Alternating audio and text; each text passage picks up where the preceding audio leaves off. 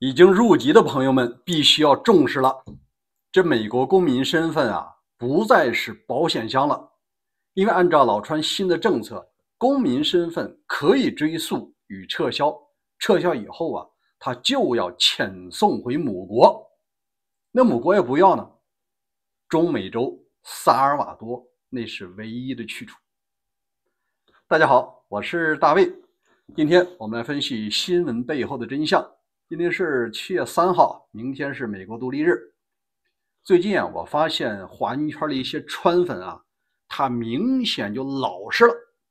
原来都上蹿下跳的，这都半年了，那为什么呀？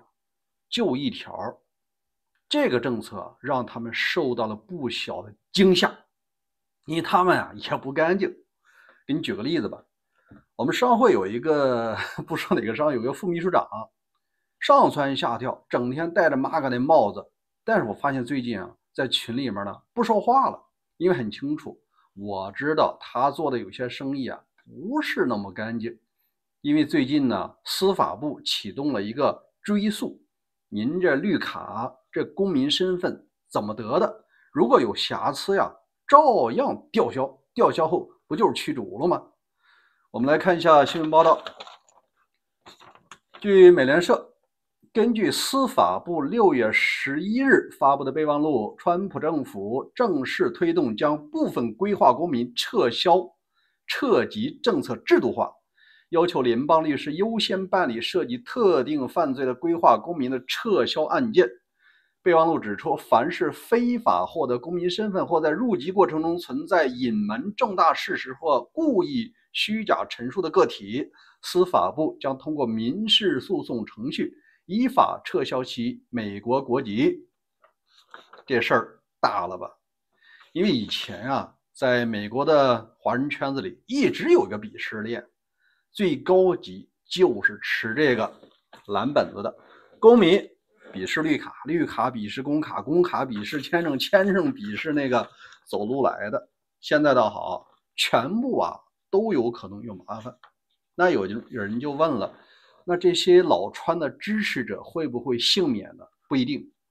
前几天我看在洛杉矶 ICE 在抓这个非遗的时候，就发现有的人的背心上印着老川那个头像，说明什么？他是选了老川的。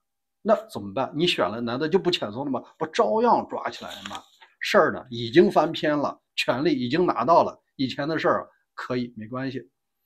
我跟你说另外一个事啊，前几天我节目讲过了，老川毫无疑问他有独裁倾向，他所羡慕的人呢，那些好朋友啊，什么金正恩啊，什么那个普大帝啊，清一色全都是独裁者，都需要长期执政的。只是说美国现在的制度呢，还不能让老川长期干下去。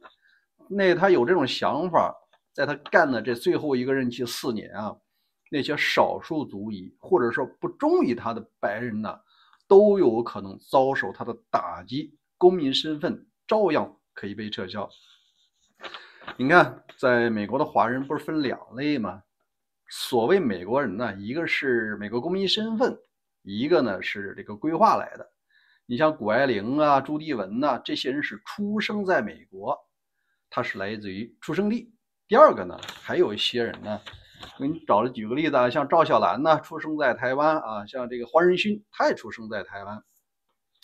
这些呢属于叫规划的，不要以为说你支持过共和党，支持过老川，你就可以幸免于难，这个不可能。我们看了一下法律专家对这件事儿是怎么看的。西北大学法学院名教授史蒂夫说，这样的表述给了联邦政府很大的自由裁量权，可以任意决定针对谁采取什么行动。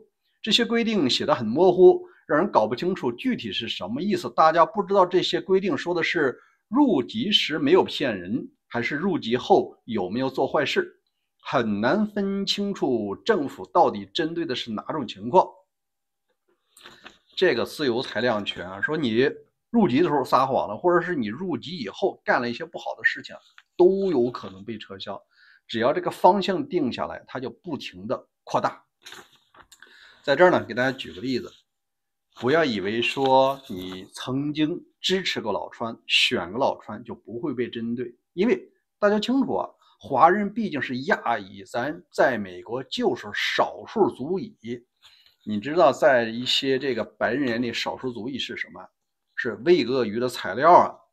给你举个例子啊，前几天那个卢姐啊，就是那个劳拉·卢默，她是比较极端的。她发了个消息，是针对鳄鱼恶魔岛，在前几天老川不是视察了吗？干得不错啊，有的人能关几千人。这个劳拉·卢默说，鳄鱼的生命很重要。好消息是，如果我们现在开始行动，至少可以保证鳄鱼提供6500万吨每餐。这6500万美餐呢，实际上就是拉丁裔的人数。这个人数可不仅仅是有非法移民啊，这里面也有已经入籍的，甚至有一些选了老川的人。在他眼里，你只要皮肤不是白的，你就是那6500万份。像3亿4千万的大国，这相当于1/3了，都是这个待遇。那咱这10%的亚裔华人，你说在他眼里是个什么情况？我想让这些川粉呢，应该好好回忆一下。那也有人问，那我是不是嫁给白人了？或者说我已经是白人，是不是安全？不是的。如果白人你不支持老川的政策，你就是白左啊，扣上白左的帽子，那已经是敌人了。另外呢，有人讲，是不是说从政了，不是小老百姓了，是不是就安全了？你看今天啊，老川在爱荷华州他怎么说的？他说我讨厌民主党，他们在今天的投票中啊，统一都投了反对票。您是白人又怎么样？如果你不支持老川的政策，你一样在他眼里啊是讨厌的对象，实际上本身不就是敌人吗？别说是他们了，即使有一天你加入了共和党，如果你不支持他的议案，你看看他这几天是怎么针对那些反对他大美丽法案的共和党党内的人呢？你要不老实啊，明年中选期选举的时候，我就资助你的竞争对手，他也是把人呢是往死里面去逼的。所以在独裁者的眼里啊，没有所谓铁盘朋友盟友，你只要不支持他，盟友顷刻之间他就是敌人。另外呢，我也跟你说一下哈，在这个有人举了一个极端的例子，如果美国有一天把民主党宣布非法，全撤，全是共和党，是不是就不折腾了？大家千万要记住，独裁体制有一个特征，就是它不停的制造敌人，没有敌人的时候要寻找敌人，寻找敌人，不停的折腾，制造恐惧，才能够更容易啊维护领袖的形象权威，才更容易让底层人啊怕他。恐惧本身就是一个无形的枷锁。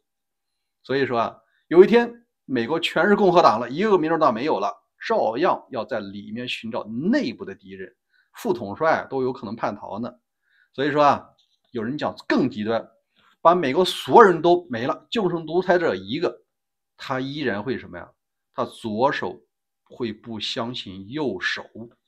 你要搞清楚这件事儿，你就明白川粉啊，包括已经拿了护照的川粉啊，根本无法保证自己的安全。最后我们分享这个马丁牧师的名言，他是如何评价当时纳粹德国的。起初他们迫害共产主义者，我没有说话，因为我不是共产主义者。后来他们迫害工会成员，我没有说话，因为我不是工会成员。接着他们迫害犹太人，我没有说话，因为我不是犹太人。最后轮到我的时候，就再也没有人说话了。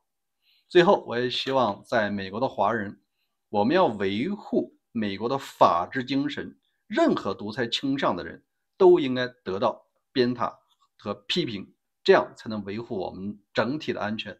关于这件事儿，您可以在留言区发表您的观点，咱们共同来探讨。好，明天就是美国的国庆日了，上帝保佑美国，星条旗永不落。